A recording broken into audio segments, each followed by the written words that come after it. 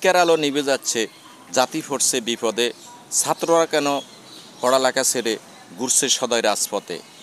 শিক্ষার আলো ছাত্রদের জীবনে ছড়ানো আগে দরকার, তারপর নয় মেনে নিব কে হবে সরকার। পড়ালেখা ছেড়ে ছাত্ররা খুঁজছে শুধু সিংহাসন, 2-4 জন সফল হবে, বাকিরা পাইব না যোগ্য আসন। মা বাবার স্বপ্ন পূরণ করতে গিয়ে দিও পড়ার টেবিলে মন, অর্জিত অর্জন নিয়ে গড়বে তোমরা দুঃশাসন।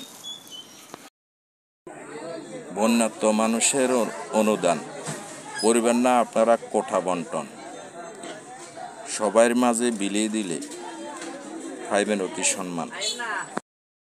তিল আনতে তাল হয়, কোনো জিনিসের দাম কমছে না, দেশের সিন্ডিকেটে ভরা।